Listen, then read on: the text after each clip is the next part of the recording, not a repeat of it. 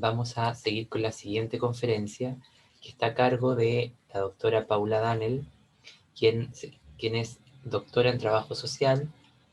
licenciada en Trabajo Social y magíster en Trabajo Social, además diplomada en Gerencia Social y Políticas de la Discapacidad, docente, investigadora y extensionista de la Facultad de Trabajo Social de la Universidad Nacional de La Plata.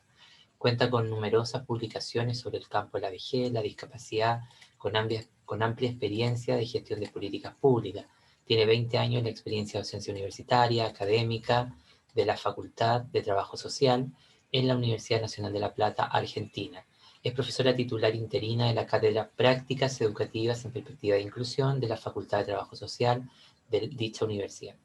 Además es investigadora adjunta del CONICET y dirige equipos de investigación con producción científica, formación de becarios, tesistas y es integrante del Consejo Directivo del Instituto de Estudios de Trabajo Social y Sociedad de la Facultad de Trabajo Social de la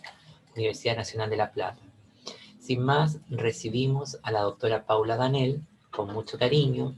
y aprecio, y su conferencia se titula Desigualdades en la producción de la educación inclusiva. Doctora Danel, bienvenida, cuenta con 30 minutos para su conferencia. Ahí está. Bueno, muchas gracias. En primer lugar, bueno, agradecer la invitación, para mí es un honor estar después del profesor Alfredo, que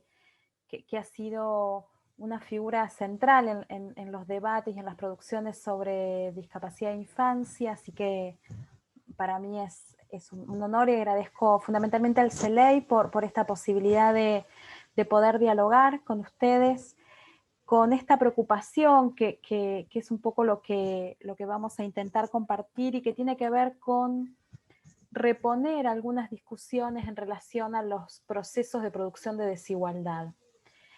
En mi caso, que mi acercamiento a la educación estuvo ligada a pensar los procesos de producción de discapacidades,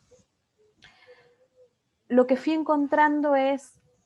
de qué manera esos procesos de producción o esas estrategias de producción de la educación inclusiva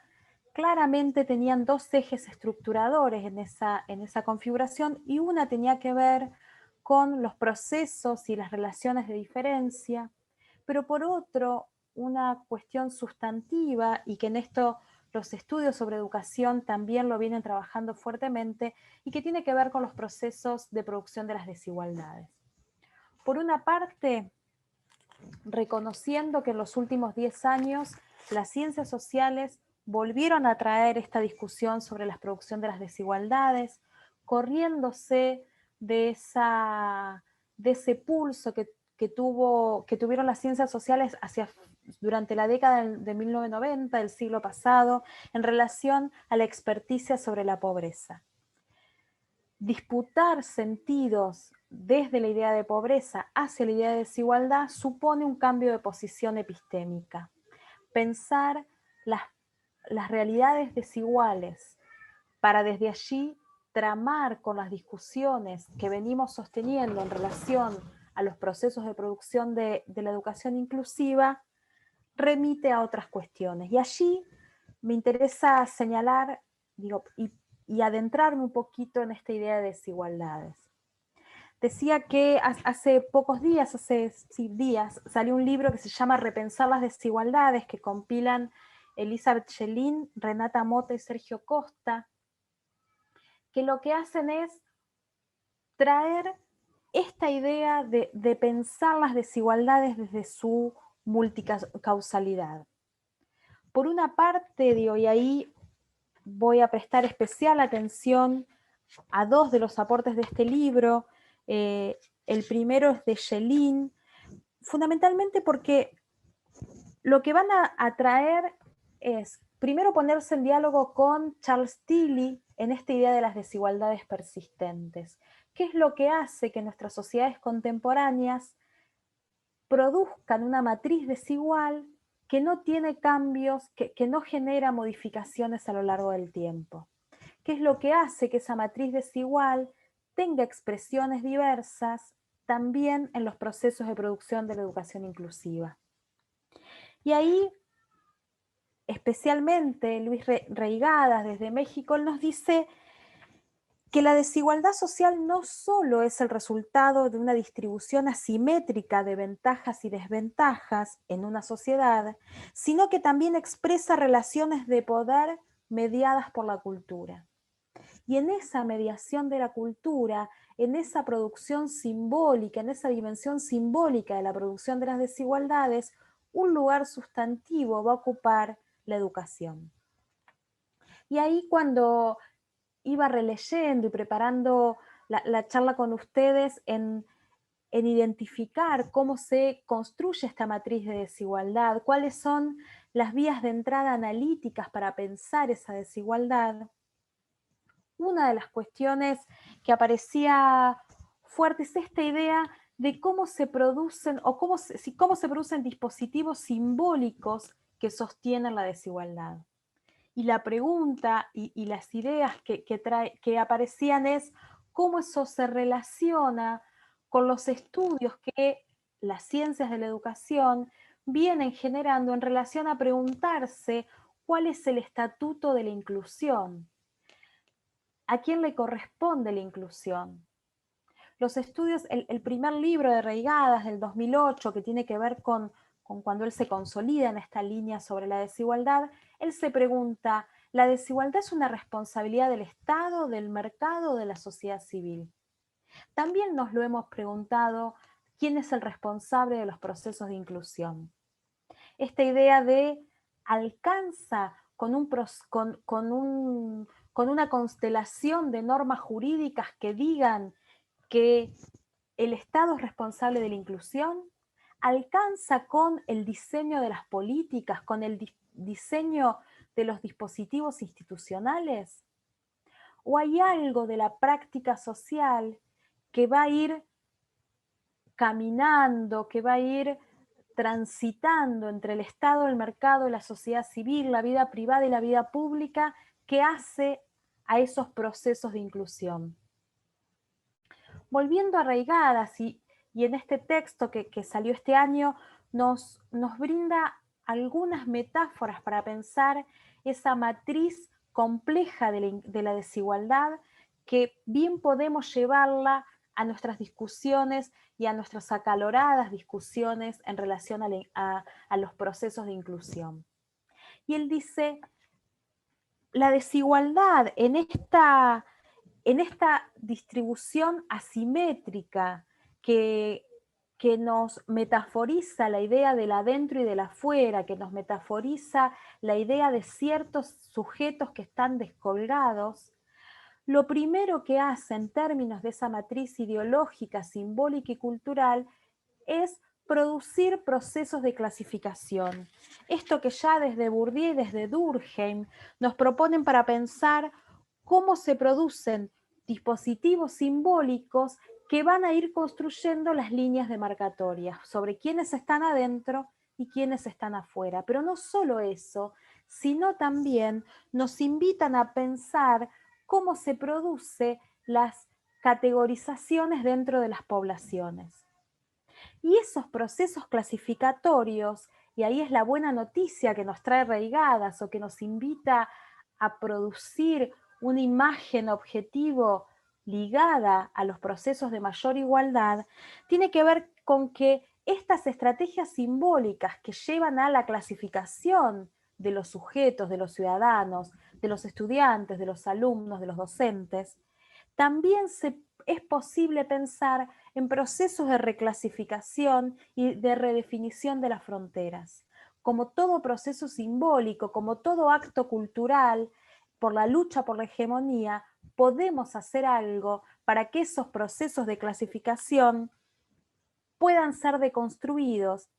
que podamos disputar por hegemonía, que podamos proponer clasificaciones alternativas, que podamos pensar en categorías incluyentes. Disputar las clasificaciones hegemonizadas implica estar dispuestas a proponer otros, porque claramente el proceso de clasificación es social y está ligado al modo en que los sujetos, en que los individuos nos ligamos entre nosotros. Desde el clásico texto de Durkheim sobre las clasificaciones primitivas, él nos invita a pensar que el modo en que organizamos el mundo para hacerlo inteligible está vinculado a las formas en que nosotros nos ligamos entre nosotros, por relaciones de proximidad, por relaciones de antagonismo, por una clasificación jerarquizada, por una configuración de producción de cercanías y lejanías. Es posible pensar estos procesos de clasificación con, como dicen los decoloniales, una clasificación otra. Hay otro eje que él va a señalar como parte de estas dimensiones de la producción de desigualdad y tiene que ver con los procesos de valoración. Esta idea de que hay mecanismos de valoración, de desvalorización y de revaloración. Y estos dos ejes de producción de la desigualdad, la clasificación y la valoración, me traía la referencia del texto de Kaplan, de Karina Kaplan, una pedagoga argentina, en un texto muy didactizado y que lo usamos en clase, y que ella habla de la inclusión como posibilidad. Y en ese texto ella nos habla de los juicios académicos, cómo la enunciación docente coloca en algún lugar a los estudiantes que puede posibilitar la apertura de una imaginación de futuro o puede cercenar toda aspiración de permanecer en la escuela, de egresar, de pensar algunas elecciones vocacionales, ¿no? Ese lugar potente que Kaplan nos advierte del lugar de los docentes tiene que ver con porque esos procesos, digo, en la escena educativa, esos procesos de clasificación y de valoración son producidas en cierta medida por el discurso oficial, por los programas, por las leyes que establecen quiénes pueden estar en un dispositivo y otro, pero también son recreadas y producidas por quienes habitamos los dispositivos escolares. Pensar los procesos de clasificación, los procesos de valoración como un producto histórico situado en el que también tenemos incidencia para poder pensar otro modo de producción de lo escolar, otro modo de producción de la educación, otro modo de pensar el contrato social que no deje a nadie desligado, que no deje a nadie por fuera de ese conjunto social que vamos generando. El otro, y que sí tiene un gran derrotero analítico en los estudios sobre educación inclusiva,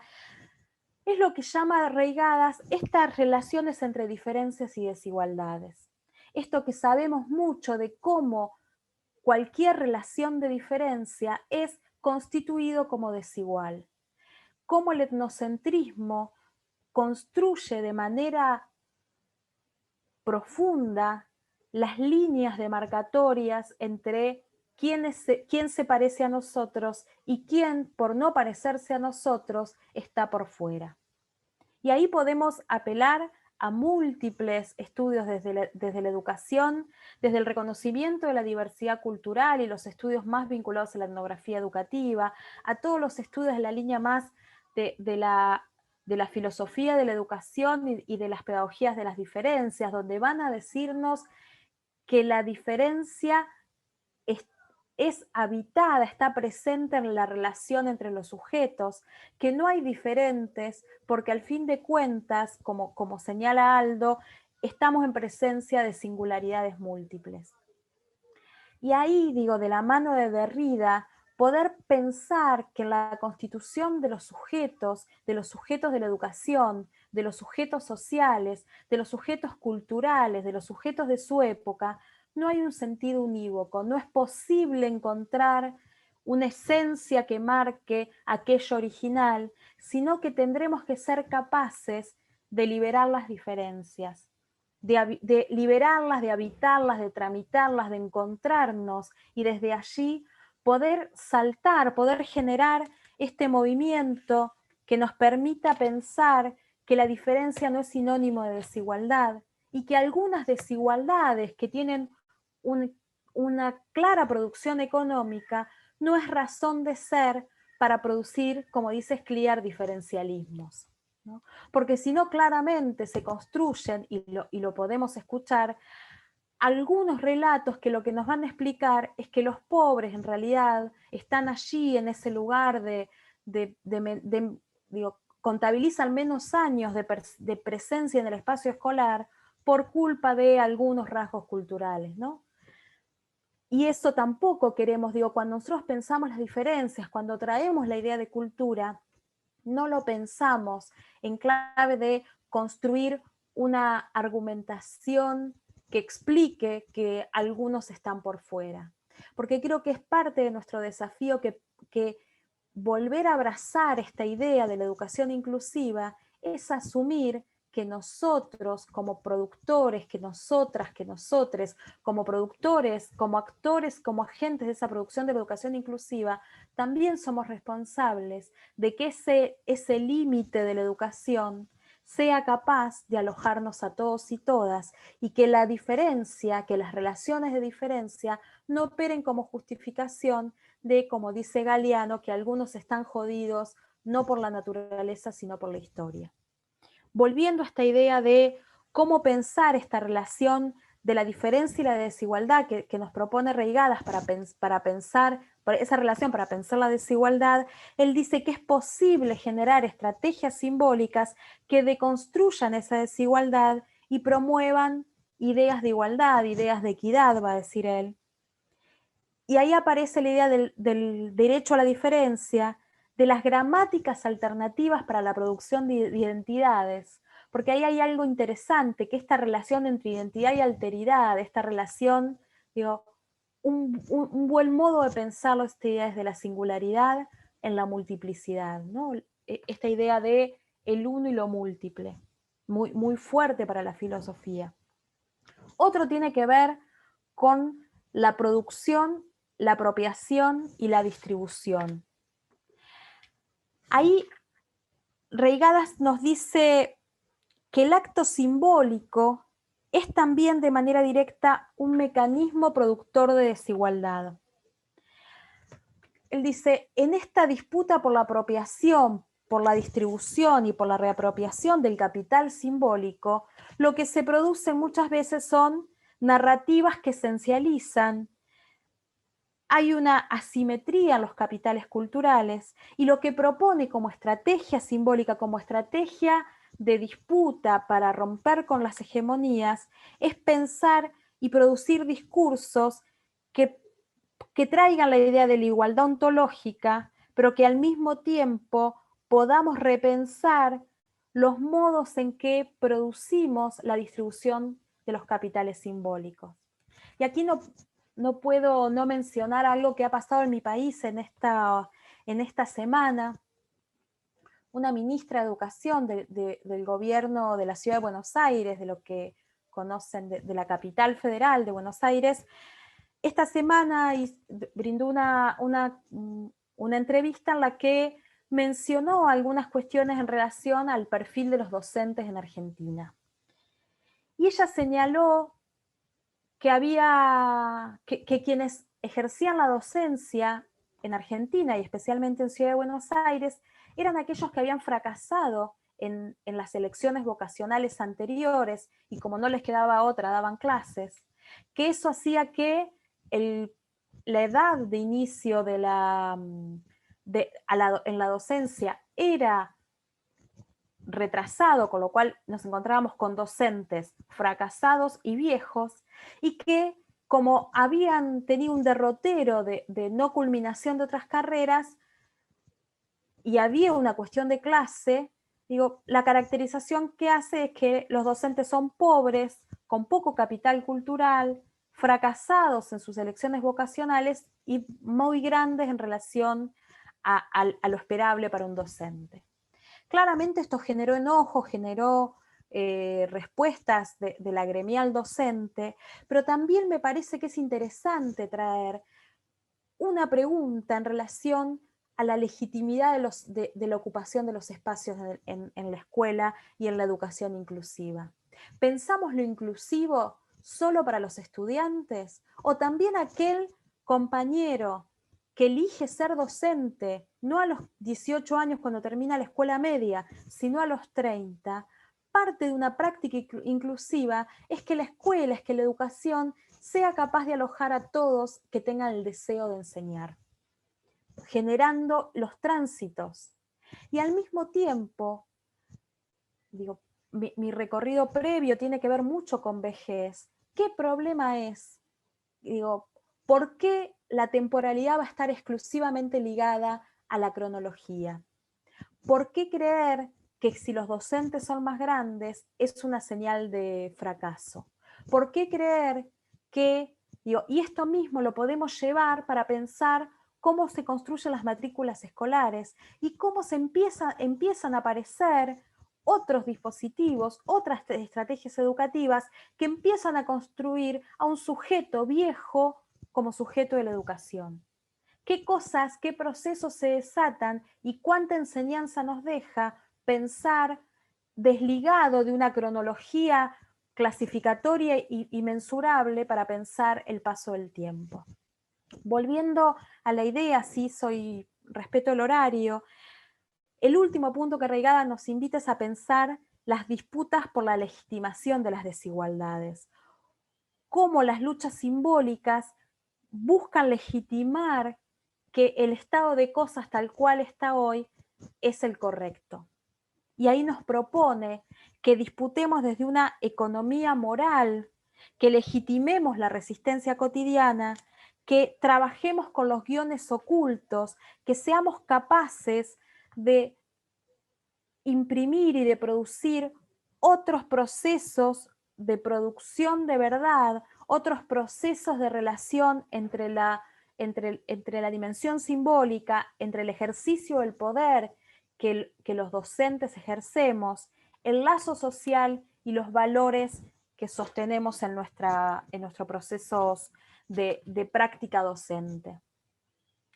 Y ahí creo que hay algo interesante, digo, en esto de volver a traer la idea de desigualdad, volver a traer el análisis de las clases, pero no solo, digo, desde la lógica de producción del valor económico, porque hay otros procesos de recreación de la producción de las desigualdades, pero fundamentalmente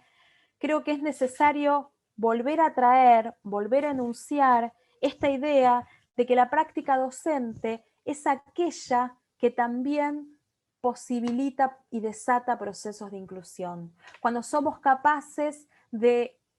establecer lazos asistenciales, docentes, sociales, con aquel estudiante, más allá de sus diagnósticos, más allá de su clase social, digo, cuando somos capaces de pensar desde una idea de integralidad al otro, cuando somos capaces también de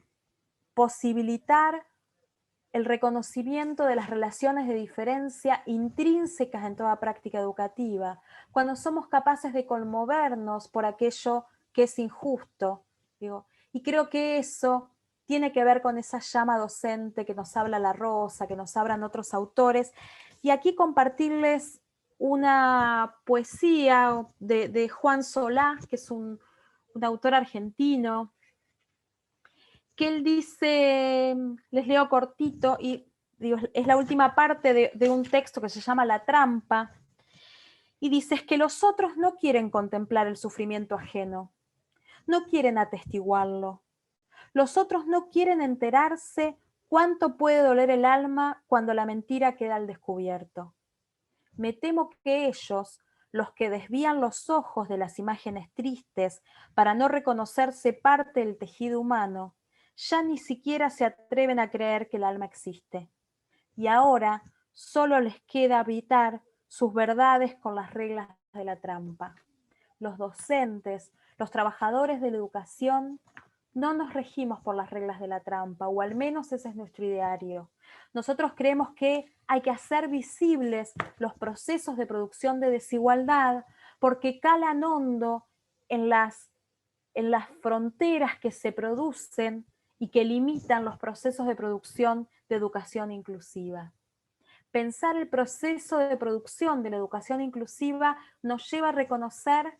lo performativo de nuestra enunciación, de nuestros juicios académicos, cuando señala, como nos invita a pensar Kaplan, de cómo en el modo de enunciar, en el modo de traer al sujeto, al espacio escolar, al sujeto a la relación de aprendizaje, también estamos activando y desatando procesos que no sabemos dónde termina. Y creo que eso es parte de la magia de la docencia, eso es parte de este imaginar, este aportar a trazar futuros otros, donde podamos pensar que estos estudiantes, niños, jóvenes, adultos, viejos y viejas, sean capaces de imaginar que son legítimos usuarios de la educación y que son capaces y es posible que puedan construir un futuro que los ligue eternamente a la producción cultural, que los ligue eternamente a la producción simbólica y que los ligue eternamente a los procesos de inclusión. Y en eso fuertemente es necesario el posicionamiento estatal que regule. Digo, no podemos librarle al mercado el proceso de producción de la educación inclusiva, pero también hay que estar atentos a cuánto nuestra práctica docente posibilita, digo, generar esos giros en las trayectorias, que los estudios sobre trayectorias educativas nos invitan a pensar, y cuánto generamos en la producción de la gramática escolar. Muchas gracias.